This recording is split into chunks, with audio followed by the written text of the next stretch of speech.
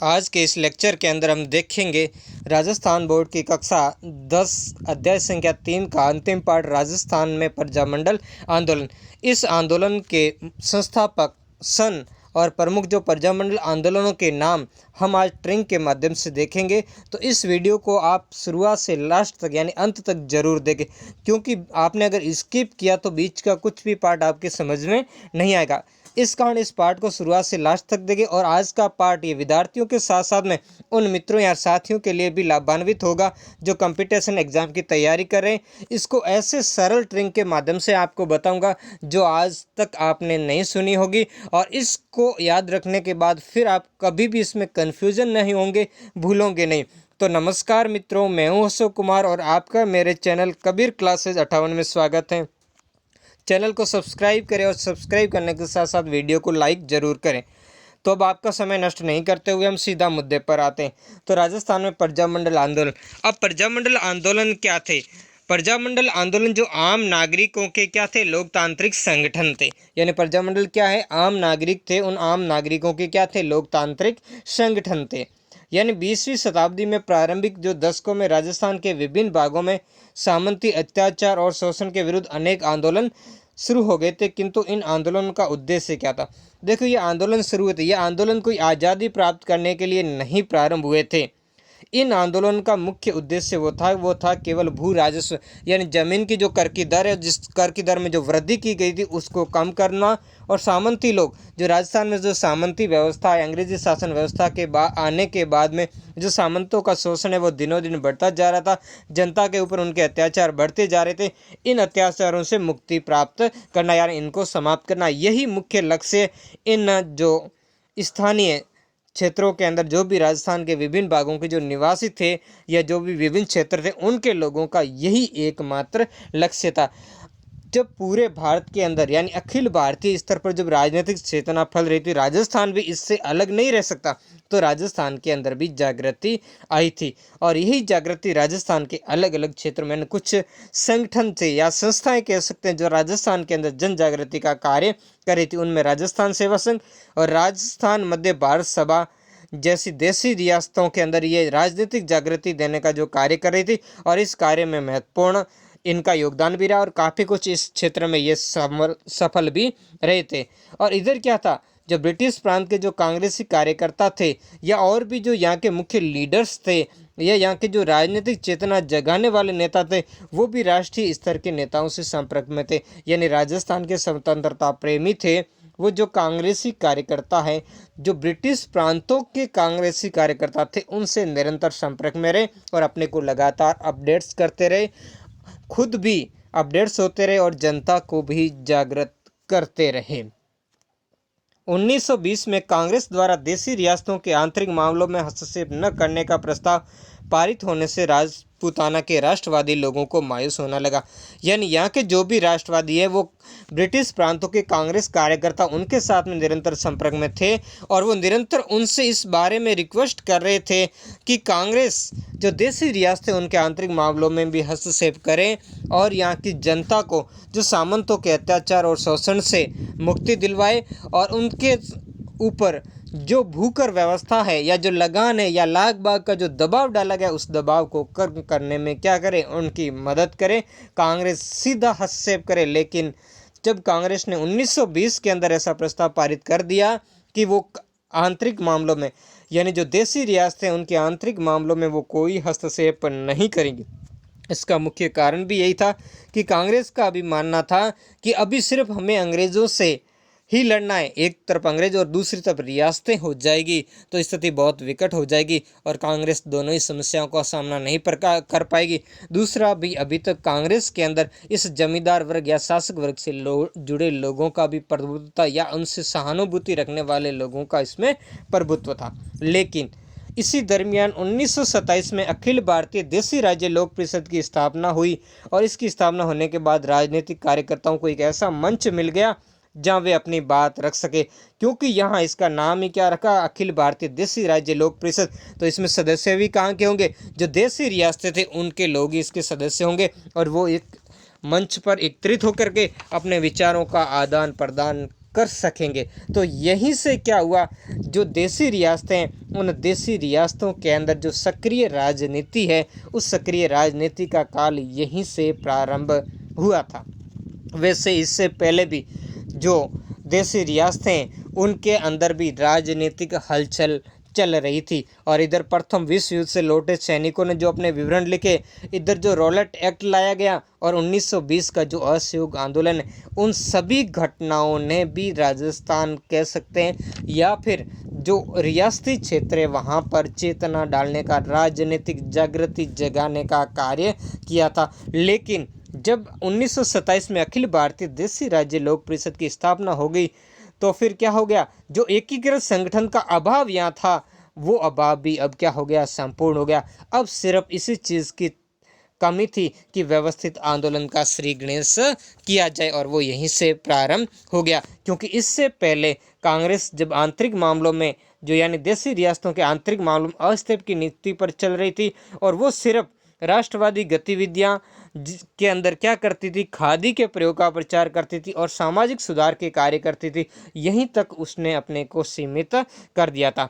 तो यहाँ से 1927 में इसकी अखिल भारतीय देसी राज्य लोक परिषद की स्थापना के साथ ही क्या हुआ, सक्रिय राजनीति का काल हुआ, और कांग्रेस का समर्थन अब मिल जाने से इसकी जो शाखाएं हैं वो जगह जगह स्थापित की जाने लगी। इस संस्था की स्थापना और इसका प्रथम अधिवेशन, यानी इसकी स्थापना दिसंबर 1927 को कहाँ पर हुई थी, बम्बई के अंदर, और इसका प्रथम अधिवेशन भी बम्बई के अंदर 16 से 18 दिसंबर 1927 को हुआ था, जिसकी अध्यक्षता दीवान बहादुर रामचंद्र राव ने की थी। संस्था की कार्यकारिणी में, क्योंकि इसमें राजस्थान का भी बहुत ही महत्वपूर्ण प्रतिनिधित्व, एक तो इस संस्था के जो उपाध्यक्ष थे वो भी कौन थे, विजय सिंह पथिक, जो इस समय राजस्थान के अंदर जो किसान आंदोलन उनको लीड कर रहे थे। इसके अलावा जो इस संस्था की कार्यकारिणी, उसमें राजस्थान से 7 सदस्य सम्मिलित थे। इस बात को ध्यान रखना कि कितने सदस्य सम्मिलित हैं, 7 सदस्य सम्मिलित, जिसमें कौन थे, नैनूराम शर्मा कोटा से, अजमेर से भंवरलाल शर्मा, जोधपुर से जयनारायण व्यास और कन्हैयालाल कलयंत्री, बीकानेर से रामदेव पोदार और बालकिशन पोदार, करौली से त्रिलोकचंद मास्थुर, और जबकि राजस्थान के ही श्री राम नारायण चौधरी राजस्थान और मध्य भारत के लिए इस अखिल भारतीय देसी राज्य लोक परिषद के क्या चुने गए, प्रांतीय सचिव चुने गए। और इसी से के प्रयासों से, यानी राम नारायण चौधरी के प्रयासों से 1831 के अंदर अजमेर के अंदर देसी राज्य लोक परिषद का प्रथम प्रांतीय अधिवेशन भी आयोजित किया गया। अब देखते हैं इस संस्था का जो मुख्य उद्देश्य क्या था, उस उद्देश्य की तरफ हम बढ़ेंगे।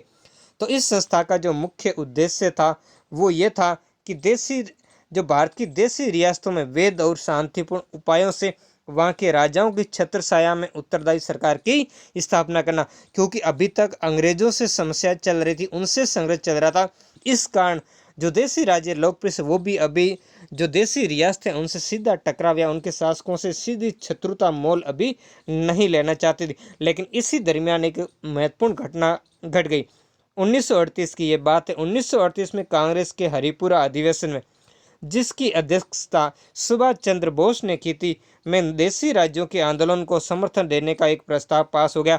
और इसी प्रस्ताव से इन्हें क्या मिली, जो प्रजामंडल आंदोलन, उन्हें संजीवनी मिली, उन्हें प्रोत्साहन मिला, उन्हें नवजीवन मिला। बाद में पास होने के बाद में विभिन्न देसी रियासतों में प्रजामंडलों की व्यवस्थित स्थापना हुई और देसी रियासतों में उत्तरदायी शासन की स्थापना। अब इसका जो प्रजामंडल है उनके क्या उद्देश्य थे, ये उनके उद्देश्य ही हम पढ़ रहे हैं। उनका उद्देश्य पहला था देसी रियासतों में उत्तरदायी शासन की स्थापना करना, सामंती अत्याचारों एवं शोषण का विरोध करना, देसी रियासतों में राजनीतिक जागृति पैदा करना और देश में चल रहे राष्ट्रीय आंदोलन को गति प्रदान करने के लिए जो राजनीतिक संगठन स्थापित हुए उन्हें प्रजामंडल कहा जाता। हालांकि प्रजामंडल की परिभाषा मैंने आपको पहले से ही बता दी है, उसकी थोड़ी विस्तृत बात है।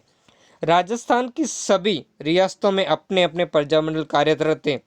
हालांकि सबके मुद्दे एक थे, सबकी समस्याएं एक जैसी थी, लेकिन सबकी जगह फिर क्या हुआ, अलग अलग प्रजामंडलों का गठन किया गया, जिन्होंने आज़ादी तक उपरोक्त मुद्दों पर समय समय पर अनेक आंदोलनों को संचालित किया। हालांकि इनकी समस्याओं का समाधान नहीं हो पाया, लेकिन फिर भी लोगों के अंदर जागृत करने और भारत की आज़ादी के बाद रियासतों के विलीनीकरण में इन प्रजामंडल आंदोलन का अभूतपूर्व योगदान रहा था।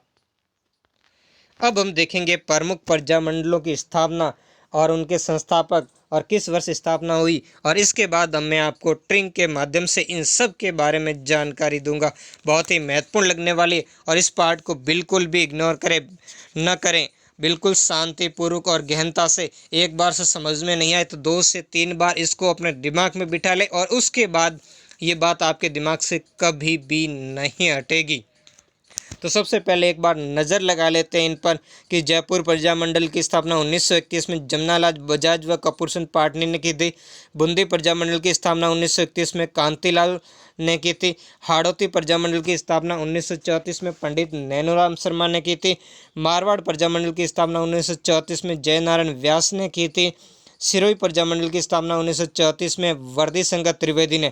आपको ध्यान रखना है कि जयपुर प्रजामंडल और सिरोही प्रजामंडल इसकी स्थापना 2 बार की गई थी।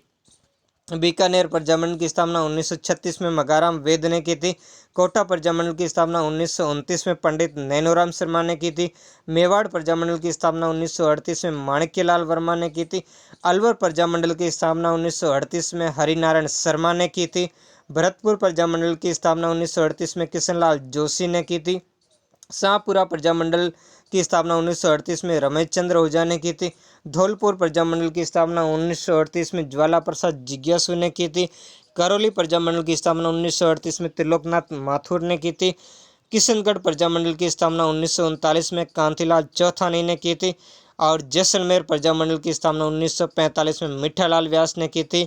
और कुशलगढ़ प्रजामंडल की स्थापना 1942 में भंवरलाल निगम ने की थी। डूंगरपुर प्रजामंडल की स्थापना 1945 के अंदर भोगीलाल पंड्या ने की थी। बांसवाड़ा प्रजामंडल की स्थापना 1945 में भूपेंद्र नाथ त्रिवेदी ने की थी। और प्रतापगढ़ प्रजामंडल की स्थापना 1945 में अमृतलाल पायक ने की थी। और झालावाड़ प्रजामंडल की स्थापना 1946 में मांगीलाल भव्य ने की थी। इन सब का डिटेल से आपको पढ़ना है तो आप चले जाइए मेरे दूसरे चैनल स्टडी 58 पर, और वहाँ पर मैंने कक्षा 12 का प्रजामंडल से संबंधित जो वीडियो अपलोड कर रखा है उस वीडियो में आप देख लें। अब मैं आपको उस ट्रिंग से परिचित करवाऊंगा। इस ट्रिंक्स को मैंने कुल 5 भागों के अंदर विभाजन कर रखा है और जिनको आप लिख लें। तो इसमें पहली ट्रिंक है 31 जाए जम कपूर बूंदी का। दोबारा से सुन लो, 31 जाए जम कपूर बूंदी का, है ना, पहली ट्रिंक। अब इसमें क्या है, 31 से आपको याद रखना सन 1931। अब जाए से हो गया आपका जयपुर, जाए से हो गया आपका जयपुर। और जम से आपको याद रखना है जमनालाल बजाज, जमनालाल बजाज। और कपूर से आपको याद रखना है कपूर चंद पाटनी, कपूर चंद पाटनी। अब हम बढ़ते हैं दूसरी हमारी ट्रिंक की तरफ, है ना। पहले इसी ट्रिंक को कंप्लीट करते हैं। पहले एक वाला पार्ट कंप्लीट हुआ, दूसरा, है ना, जो हमने इसको दोबारा मैं लिख देता हूँ इस ट्रिंक को। 31 जाए जम कपूर, यहाँ तक तो ये जयपुर से संबंधित है। फिर है बूंदी का, है ना, बूंदी का। तो 31 से इसमें भी 1931 में स्थापित हुई थी बूंदी प्रजामंडल की। बूंदी से याद रखना है बूंदी प्रजामंडल, और का से याद रखना है कांतिलाल। ठीक है, ये हमारी पहली ट्रिंक कंप्लीट हुई। किसकी हुई? 2 की कंप्लीट हो गई, जयपुर और बूंदी की। फिर जो 1934 वाले उनके लिए मैंने अलग ट्रिंक सन के हिसाब से ट्रिंक बनाई। जो हमारी दूसरी ट्रिंक है वो है 34 हाड़ा नयन मारजे, 34 हाड़ा नयन मारजे। क्यों मारजे? क्योंकि सिरों में वर्दी हो रही है। ठीक है ना। 34 हाड़ा नयन मारजे, क्यों मारजे? क्योंकि सिरों में क्या हो रही है? वृद्धि हो रही है। अब इसको कैसे याद रखेंगे? इसको याद रखने की ट्रिंक है 34 से आपको याद रखना है 1934, और हाड़ा से आपको याद रखना है हाड़ौती, हाड़ौती प्रजामंडल, और आपको नयन से याद रखना है नैनू राम शर्मा, पंडित नैनू राम शर्मा। ठीक है, ये एक हो गया। मार से आपको याद रखना है मारवाड़ प्रजामंडल, तो मारवाड़ प्रजामंडल की स्थापना भी 1934 में हुई थी। तो मार से आपको याद रखना है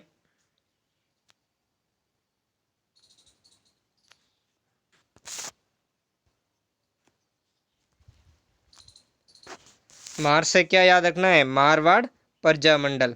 ठीक है ना।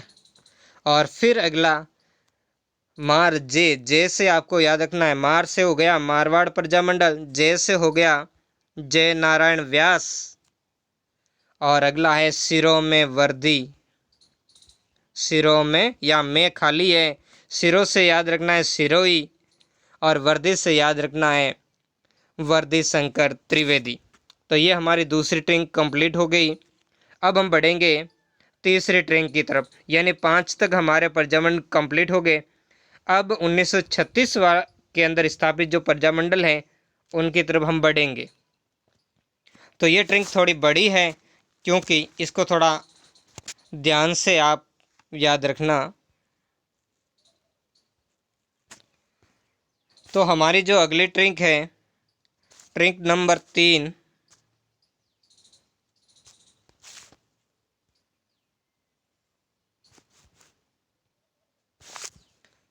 वो है,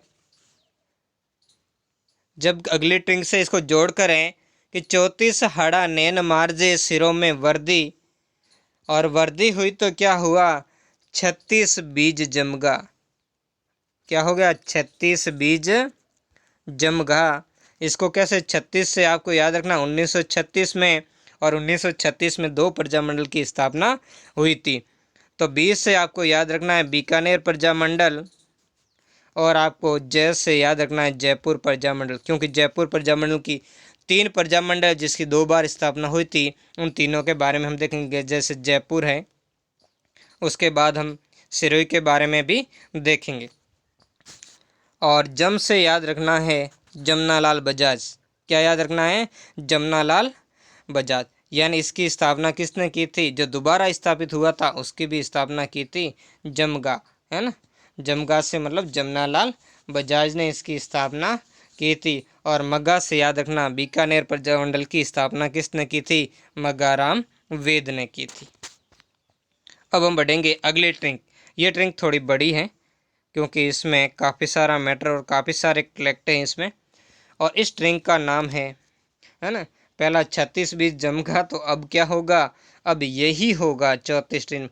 34 ट्रिंक कहती हैं कि अब हरि किशन, अब हरि किशन धोक ज्वाला, अब हरि किशन धोक ज्वाला त्रिलोक में। कहाँ पर धोक ज्वाला, त्रिलोक में। क्यों धोखेगा, क्योंकि त्रिलोक में शाह, जो त्रिलोक में शाह क्या कर रहा है, 38 मणि के साथ में रमे, 38 मणि रमे, यानी 38 मणि के साथ वो रम रहा है वहाँ पर। इसलिए क्या लगाना है, अब क्या करना है, अब हरि किशन धोक ज्वाला त्रिलोक में शाह 38 मणि रमे। तो अब इसको हम पूरा विवेचन करेंगे। ठीक है, तो ये अब लिखी हुई है, इसको थोड़ा विस्तृत रूप से। अ से आपको याद रखना है अलवर प्रजामंडल, भ से याद रखना है भरतपुर प्रजामंडल। जैसे इसका क्रम है वैसे इसके संस्थापकों का क्रम है। इसमें 38 आ गया, तो जितने भी प्रजामंडल होंगे उनकी स्थापना 1938 में ही हुई है। हरि से आपको याद रखना है, जो स्क्रीन पर भी वैसे आपको दिख रहा होगा, हरि नारायण शर्मा। किशन से याद रखना है किशन लाल जोशी। यानी पहला अ से अलवर, तो अलवर प्रजामंडल की स्थापना 1938 में हरि नारायण शर्मा ने की। दूसरा ब से भरतपुर प्रजामंडल, तो भरतपुर प्रजामंडल की स्थापना किशन यानी किशन लाल जोशी ने की थी 1938 में। वैसे यहाँ पर धो से धौलपुर प्रजामंडल, और क से करौली प्रजामंडल, यहाँ ज्वाला त्रिलोकी। तो पहला धौलपुर प्रजामंडल की स्थापना की थी ज्वाला प्रसाद जिज्ञासु ने, और दूसरा क से करौली, तो करौली प्रजामंडली त्रिलोक से है त्रिलोक चंद माथुर ने की। में से आपको याद रखना है मेवाड़ प्रजामंडल, शाह से याद रखना शाहपुरा प्रजामंडल। फिर मणि से पहला क्या आएगा, मे से मेवाड़ प्रजामंडल, तो मेवाड़ प्रजामंडल की स्थापना की थी माणिक्य लाल वर्मा ने। फिर शाहपुरा प्रजामंडल, तो शाहपुरा प्रजामंडल की रमेश से याद रखना है, रमेश चंद्र ओझा ने इसकी स्थापना की थी। तो ये बहुत ही महत्वपूर्ण ट्रिक थी और बिल्कुल ही सिंपल तरीके से आप इसको याद रख पाओगे। लास्ट में मैं इन सभी ट्रिक को एक बार फिर से दोहराऊंगा। अब बढ़ते हैं हमारी अगली ट्रिक की तरफ। तो देखो अगली हमारी ट्रिक क्या है, अब 39 में जो स्थापित हुए उनके बारे में हम देखेंगे। यानी 39 के अंदर कौन कौन से जो प्रजामंडल स्थापित हुए थे उन प्रजामंडलों के बारे में हम देखेंगे।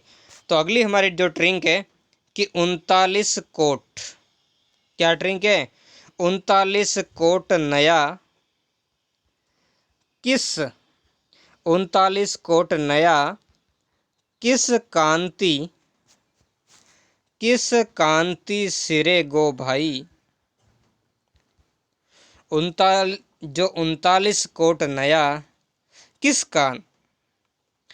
कांति सिरे गो भाई, यानी 39 कोट नया लाया है किस कांति के, यानी जो चमक है उसके सिर ये जमेगा भाई, है ना, ऐसे कोई पूछ रहा है। 39 कोट नया किस कांति सिरे गो भाई, है ना, किस कांति सिरे गो भाई। 39 से आपको याद रखना 1939। फिर आपको याद रखना है कोट से कोटा प्रजामंडल, और नया से याद रखना है कोटा प्रजामंडल की स्थापना की थी पंडित नैनूराम शर्मा ने। फिर किस से याद रखना, किशनगढ़ पंडामल मंडल, और कांति से याद रखना है कांतिलाल चौथा ने। फिर जो अगला है सिरे, सिरे से आपको याद रखना सिरोही, तो सिरोही की यहाँ दोबारा स्थापना होती है। गो भाई से याद रखना दोबारा सिरोही प्रजामंडल की स्थापना 1939 में गोकुल भाई भट्ट ने की थी। ठीक है, फिर जो हमारी अंतिम ट्रिक है उस ट्रिक की तरफ अब हम बढ़ेंगे। जो अब हमारी अंतिम ट्रिक है वो ट्रिक है 42 कुशल भंवर। 42 कुशल भंवर 44 डूंगर भोगी। 42 कुशल भंवर 42 कुशल भंवर 44 डूंगर भोगी। 45 बांस पर जय। 45वां बांस भर जय, क्या जा रहा है बांस पर जय से मतलब जा रहा है भुना अमृत, क्या जा रहा है भुना अमृत। अब भुना अमृत जा रहा है बांस पर, तो 46वां क्या कर रहा है, 46वां झाला मांगे, है ना, 46वां क्या मांगे, झाला। अब इसको विस्तृत करेंगे। 42 से 1942 कुशल से याद रखना है कुशलगढ़ प्रजामंडल। भंवर से याद रखना इसके संस्थापक है भंवरलाल निगम। 44 से 1944 डूंगरपुर से याद रखना डूंगरपुर प्रजामंडल। भोगी से याद रखना भोगीलाल पांड्या। 45 से 1945 1945 में 3 प्रजामंडल की स्थापना हुई थी। एक तो बांस से याद रखना बांसवाड़ा प्रजामंडल, पर से याद रखना प्रतापगढ़ प्रजामंडल, और जे से याद रखना जैसलमेर प्रजामंडल। अब भूना, तो पहले क्या आया था बांसवाड़ा प्रजामंडल, तो भूना से आपको बांसवाड़ा प्रजामंडल के प्रमुख का नाम याद रखना है, और उनका भूना से है भूपेंद्र नाथ त्रिवेदी। दूसरा आया था पर से प्रतापगढ़, तो प्रतापगढ़ से अमृत से याद रखना है अमृतलाल पायक।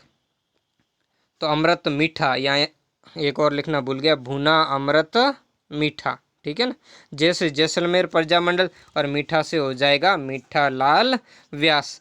46वां से 1946 झाला से झालावाड़ प्रजामंडल, और मांगे से क्या रह जाएगा, जो अगला गया मांगी लाल भव्य।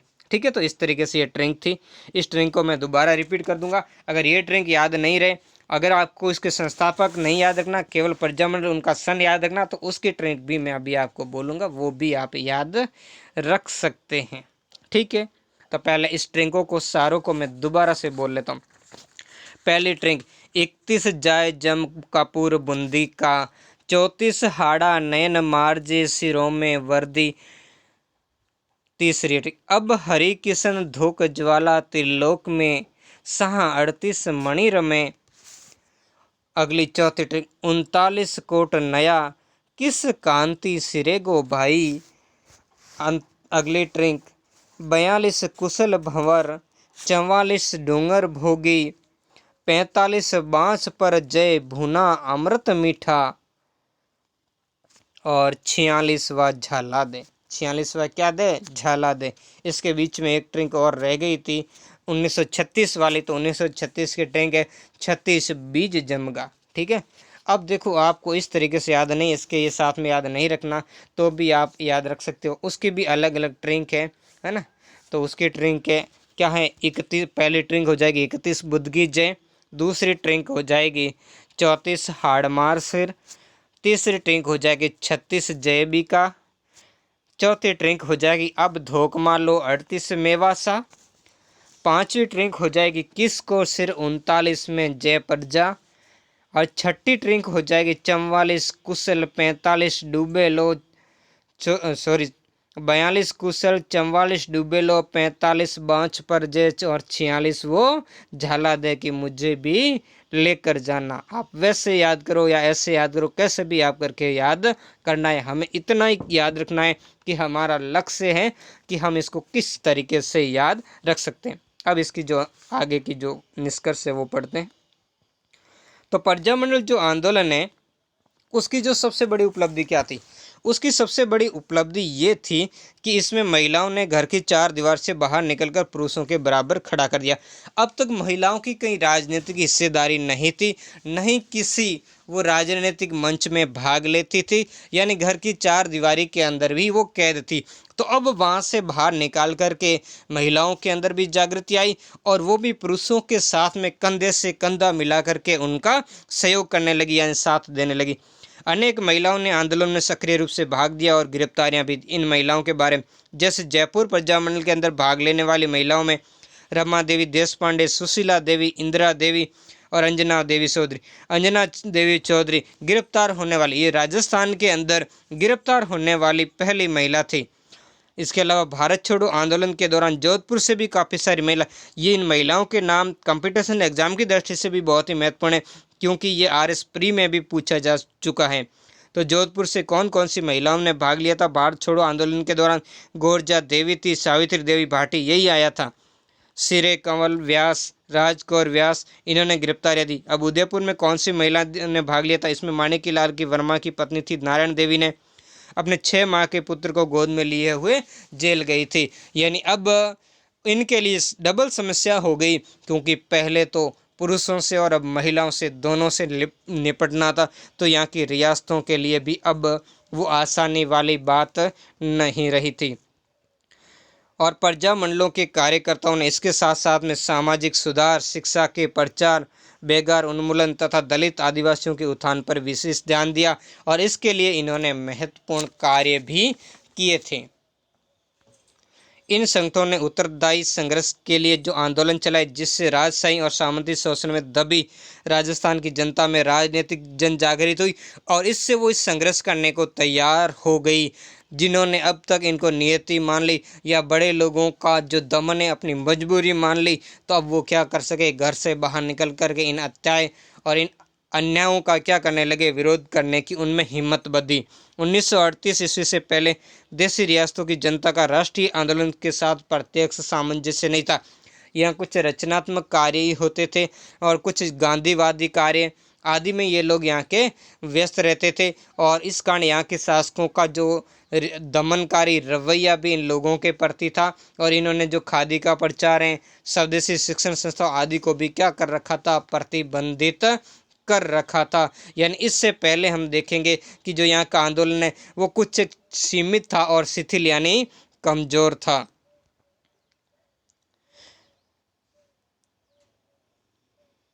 किंतु और जो आंदोलन थे उनका प्रत्यक्ष सामंजस्य भी नहीं था। किंतु प्रजामंडलों की स्थापना के बाद 1942 में भारत छोड़ो आंदोलन के दौरान यह स्थानीय आंदोलन राष्ट्रीय आंदोलन का हिस्सा बन गए और इससे राष्ट्रीय आंदोलन को की भी क्या बना, बढ़ावा मिला। और अब इन स्थानीय रियासतों या कह सकते हैं इन देशी रियासतों के लोग भी राष्ट्रीय मांग से जुड़ गए और इन्होंने अब इनकी मांग भी बढ़ करके राष्ट्र की मांग के साथ में परिवर्तित हो गई। यानी आज़ादी वाली बात है अब रियासत के लोगों की, ये भी महत्वपूर्ण बात होगी। तो आज के लेक्चर में इतना ही। कैसा लगा ये वीडियो कमेंट करके मुझे ज़रूर बताएं। धन्यवाद।